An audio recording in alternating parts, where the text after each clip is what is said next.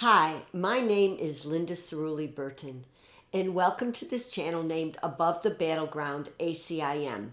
Above the Battleground is based on the teachings of a spiritual self-study path known as A Course in Miracles. I've been a student of A Course in Miracles since 1992 and recently was overcome with the desire to share some of the lessons, some of the great teachings that have been impacting me with the intention that they would go deeper inside me and maybe be of benefit to you. So today I want to welcome you back to a tongue-in-cheek title, Special Relationships, the Good, the Bad, and the Holy.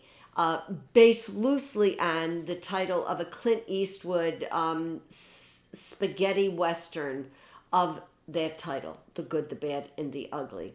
And really, that title could suffice as well. But I've spoken many times about the separation of the Son of God from the Father, from the Creator. And the reason was the desire to be special, to have the power of God, if you will. And it engendered monster feelings of sin, guilt, and fear.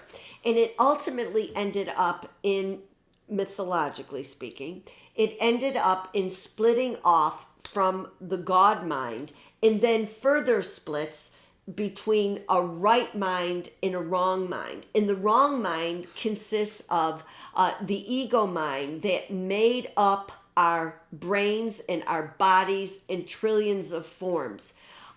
In craziness. I don't know how to put that any better. But anyway, the concept of special relationships can be broken down into special hate relationships and special love relationships. And I want to address the issue of the special hate first. And I do want to say once again that earlier on I talked about projection. And projection, of course, is the feelings that we have that are so negative and so awful that we cannot handle the guilt. And so what we do is if we find these special people where we can take our guilt and put it out on them, and then we can hate them. And I want to say that, hate may come across as a very strong word, but I'm going to say that A Course in Miracles talks about even annoyance is covering some sort of pit of rage and anger that doesn't look so much like that on the surface. But anyway, I wanted to give you an example from my life of what I would call a special hate relationship, even though that does sound like strong language, and hopefully you're going to understand. What happened was that about a year ago, I was having weekly Zoom meetings with a woman who was active in an industry that I was very curious about and wondering if it was something that I wanted to get involved with. And we were meeting every week, and I found that as time went on, her viewpoints started to just really, really irritate me. In fact, I was reaching a point when in talking with her over Zoom, I would think to myself, oh, she's one of those. All right, it could be political, ideological, whatever it was, but I perceived her to be extremely rigid, very closed, and operating with a sense of moral superiority. Now, mind you, remember what I said about projection. Nevertheless, I continue to carry that set of feelings in me towards this woman. And then, and it's been like a year. And then something very, very fluky and amazing happened. I happened to be visiting a mutual friend. And this person showed up at the house of this mutual friend. Well, I have to say that when I realized that she was coming over, I even said to my friend, I said, I think I'm going to go. I'm going to go. She goes, no, you're not. So anyway, the most amazing thing happened. What I did is I had what can only be called a holy instant. As soon as I heard the door open, something happened. It was like I immediately went from my wrong mind, from my ego mind, into my right mind, where there was the memory of God, where the voice for God, the Holy Spirit, existed. And what's intriguing is I merely knew that I was going into that mind. Now, let me share with you in the glossary index the definition of what would be the holy instant.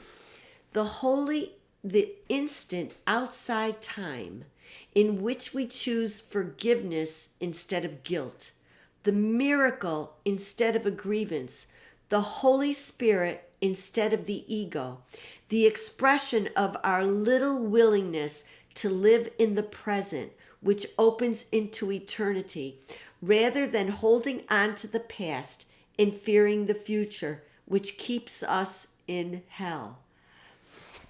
Okay, what's crazy is that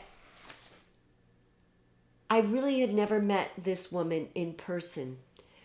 But when I felt the flick of a switch happening, I stood up, and when she walked into the living room, I hugged her.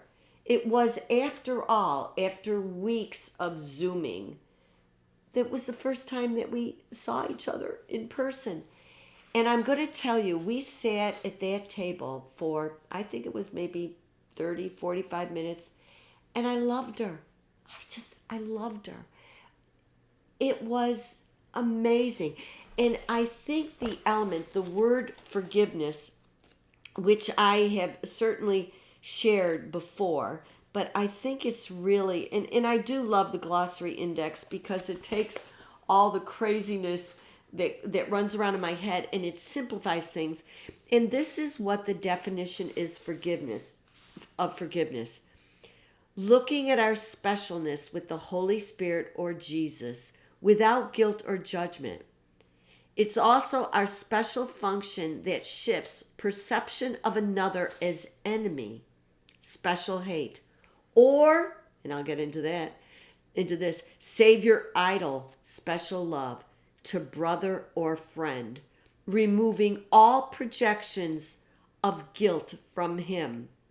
The expression of the miracle or vision of Christ that sees all people united in the sonship of God, looking beyond the seeming differences that reflect separation. Thus, perceiving sin as real makes true forgiveness impossible. The recognition that we thought was done to us, we did to ourselves, since we are responsible for our scripts. And therefore only we can deprive ourselves of the peace of God. Thus we forgive ourselves for what they have not done to us, not for what they have done. Now, what excited me about this particular event was that, yes, for so many things, I have to go to the bench on top of the mountain and take time to look with Jesus or the Holy Spirit at my own guilt, at my own mind, if you will. In this time, it was like I had the willingness. I just had the willingness. And it happened. And the interesting thing, there were so many things that were interesting for me, was that later in the day, I called my friend and I told her, oh my gosh, I had such a nice time. Do you think she did? And my friend said, oh yes, it looked wonderful. And as soon as I got off the phone, a text came in. And it was from this woman. And she said, it was fun. It was so much fun to meet you in person. And for me, I even get chills when I think about it. For me, this was a miracle. A miracle is when you go from your wrong mind to your right mind and everything changes. And hopefully now what I want to share about special love relationships may also help me again and help you to get past the ugliness that exists within the special love relationships.